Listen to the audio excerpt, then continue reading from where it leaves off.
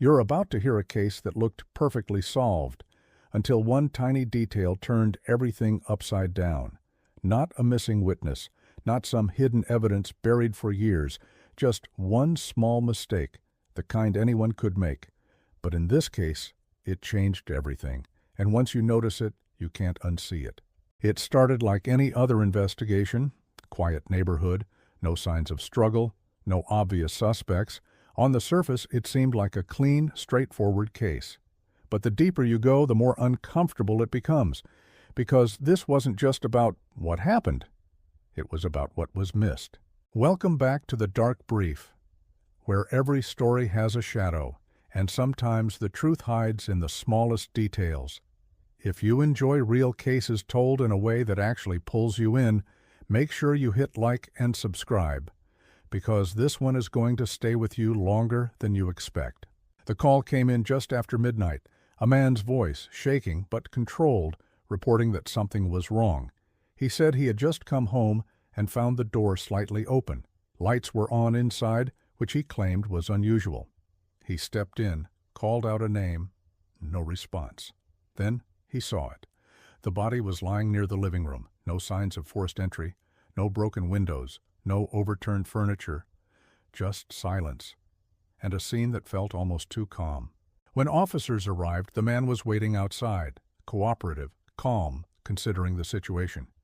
He explained everything clearly: timeline, movements, details. Almost too clearly, but at the time, no one questioned it. Inside, the victim showed no obvious signs of struggle. There were no defensive wounds, no broken objects nearby. It didn't look like a fight. It looked controlled. Investigators began their usual process: photos, measurements, evidence collection. Everything was documented carefully, or at least, that's what they believed. Neighbors were questioned. Most said they heard nothing. One mentioned seeing a car earlier in the evening, but couldn't describe it well. Another said they thought they heard a door close around 10 p.m., but they weren't sure. The timeline started forming. The victim was last seen alive around 8 p.m. The call came in just after midnight. That left a window, but no clear suspect. The man who made the call naturally became a person of interest. He was the one who found the body. He was the one with access. But nothing in his behavior immediately raised alarms. He answered every question. His story didn't change. He even allowed a search without hesitation. At first, everything pointed away from him. Then came the forensic results. Cause of death: blunt force trauma, a single precise strike, not random, not chaotic, intentional. That changed things. A random intruder usually doesn't act like that. A single controlled hit, no struggle, no mess. It suggested something else, something more personal. Still, there was no weapon found at the scene. No fingerprints that didn't belong, no clear entry or exit point. It was as if whoever did this knew exactly what they were doing. Days turned into weeks. The case began to stall. And then, the mistake surfaced. Not during a major breakthrough, not during a dramatic confession, but during something routine. An officer reviewing the scene photos noticed something small.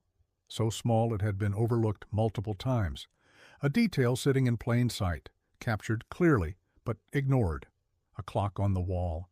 It showed a time that didn't match the reported timeline. At first it seemed insignificant.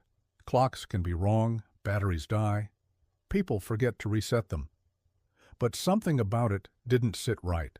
The clock wasn't broken. It wasn't flashing. It was running normally. So they checked something simple. The battery, fresh, recently replaced. That meant the time showing was intentional. And suddenly, the timeline didn't make sense anymore. If the clock was accurate, then the incident didn't happen when everyone thought it did. It happened earlier, much earlier. That meant one thing. The man who made the call wasn't arriving home to discover the scene. He was already there. Investigators went back through his statement, this time not looking for big lies, but small inconsistencies, and they found them. Tiny details, the kind that slip through when someone is trying too hard to be precise, the kind that don't stand out at first, but once you see them, they connect everything. He had described the lighting in the house, but it didn't match the electrical usage records. He mentioned the position of the body, but early photos showed it slightly different. Nothing major, but enough. Then came the breaking point. Phone records. His phone placed him near the house, hours before he claimed to have arrived. That was it. The timeline collapsed, and all because of one small mistake, a clock on the wall that no one thought to question. When confronted, his story changed for the first time. At first, he tried to explain it away, said he stopped by earlier, said he forgot to mention it, said it didn't matter, but it did matter, because once the timeline shifted, everything else shifted with it. The investigation reopened every detail, the calm demeanor, the perfect story, the willingness to cooperate. It all started to look different, not innocent, but calculated.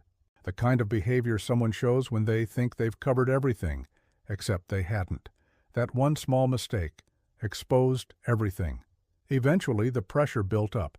Interviews became more direct, questions became harder to answer, and the gaps in his story became impossible to ignore. He didn't confess right away, but he didn't need to. The evidence was enough, and just like that, a case that once seemed clean and simple turned into something else entirely, something unsettling. Because the truth wasn't hidden in some complex mystery, it was right there, in plain sight, the entire time. And it makes you wonder, how many other cases hinge on details just as small? How many times has the truth been missed, not because it was hidden well, but because no one thought to look closely enough? That's what makes this story different. It's not about how clever the suspect was, it's about how fragile the truth can be. One small mistake. That's all it took. And if that clock had been ignored, even just one more time, this case might have stayed exactly as it was, solved, closed, and completely wrong. Before you move on, think about this. If you were in that room, would you have noticed it, or would it have been just another detail, lost in the background? Let me know in the comments what you think was the real turning point in this case. Was it the clock, or the moment someone finally decided to question it? And if you found this story interesting, share it with someone who thinks they notice everything, because sometimes the smallest things are the ones that matter most. This is the Dark Brief, and not every mistake is harmless.